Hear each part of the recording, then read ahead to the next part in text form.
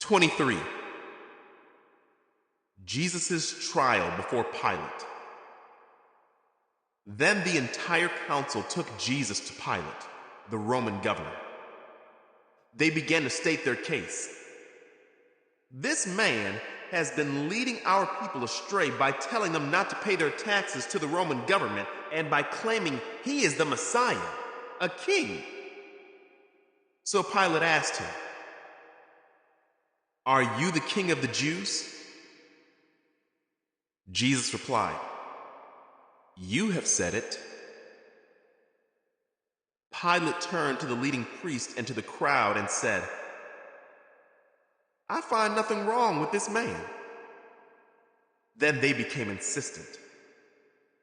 "But he is causing riots by his teaching wherever he goes, all over Judea from Galilee to Jerusalem." "Oh, is he a Galilean?" Pilate asked.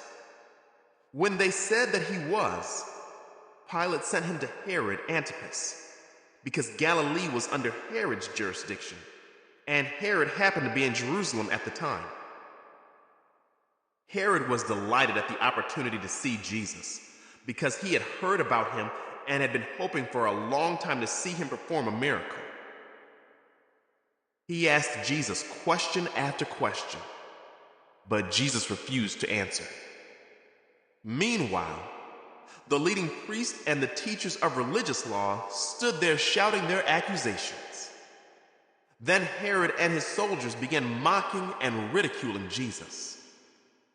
Finally, they put a royal robe on him and sent him back to Pilate. Herod and Pilate, who had been enemies before, became friends that day. Then Pilate called together the leading priests and other religious leaders along with the people, and he announced his verdict. "You brought this man to me, accusing him of leading a revolt. I have examined him thoroughly on this point in your presence and find him innocent." Herod came to the same conclusion and sent him back to us. "Nothing this man has done calls for the death penalty. So I will have him flogged and then I will release him." Then a mighty roar rose from the crowd, and with one voice they shouted, "Kill him and release Barabbas to us." Barabbas was in prison for taking part in an insurrection in Jerusalem against the government and for murder. Pilate argued with them because he wanted to release Jesus. But they kept shouting, "Crucify him! Crucify him!" For the third time he demanded, "Why?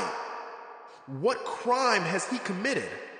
I have found no reason to sentence him to death, so I will have him flogged and then I will release him." But the mob shouted louder and louder, demanding that Jesus be crucified, and their voices prevailed. So Pilate sentenced Jesus to die as they demanded. As they had requested, he released Barabbas, the man in prison for insurrection and murder, but he turned Jesus over to them to do as they wished. The crucifixion. As they led Jesus away, a man named Simon, who was from Cyrene, happened to be coming in from the countryside. The soldiers seized him and put the cross on him and made him carry it behind Jesus. A large crowd trailed behind, including many grief-stricken women. But Jesus turned and said to them, "Daughters of Jerusalem, don't weep for me, but weep for yourselves and for your children. For the days are coming when they will say, 'Fortunate indeed are the women who are childless, the wombs that have not borne a child, and the breasts that have never nursed.' People will beg the mountains, 'Fall on us,' and plead with the hills, 'Bury us.' For if these things are done when the tree is green, what will happen when it is dry?" Two others, both criminals were led out to be executed with him. When they came to a place called the Skull, they nailed him to the cross, and the criminals were also crucified, one on his right and one on his left. Jesus said, "Father, forgive them, for they don't know what they are doing." And the soldiers gambled for his clothes by throwing dice. The crowd watched, and the leaders scoffed. "He saved others," they said. "Let him save himself if he is really God's Messiah, the chosen one." The soldiers mocked him too by offering him a drink of sour wine. They called out to him, "If you are the king of the Jews, save yourself." A sign was fastened above him with these words, "This is the King of the Jews." One of the criminals hanging beside him scoffed, "So you're the Messiah, are you? Prove it by saving yourself, and us too while you're at it." But the other criminal protested, "Don't you fear God even when you have been sentenced to die? We deserve to die for our crimes, but this man hasn't done anything wrong." Then he said, "Jesus, remember me when you come into your kingdom."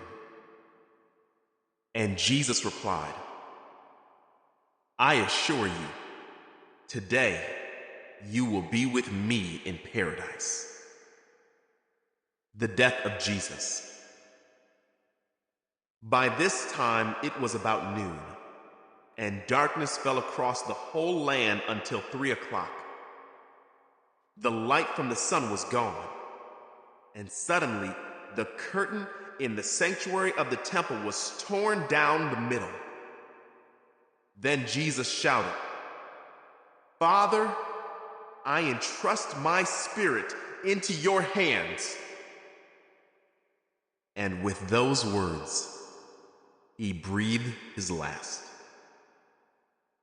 When the Roman officer overseeing the execution saw what had happened, he worshiped God and said, "Surely this man was innocent." And when all the crowd that came to see the crucifixion saw what had happened, they went home in deep sorrow. But Jesus' friends, including the women who had followed him from Galilee, stood at a distance watching. The burial of Jesus. Now there was a good and righteous man named Joseph. He was a member of the Jewish High Council, but he had not agreed with the decision and actions of the other religious leaders. He was from the town of Arimathea in Judea, and he was waiting for the kingdom of God to come. He went to Pilate and asked for Jesus' body. Then he took the body down from the cross and wrapped it in a long sheet of linen cloth and laid it in a new tomb that had been carved out of rock. This was done late on Friday afternoon, the day of preparation, as the Sabbath was about to begin. As his body was taken away, the women from Galilee followed and saw the tomb where his body was placed. Then they went home and prepared spices and ointments to anoint his body. But by the time they were finished, the Sabbath had begun, so they rested as required by the law.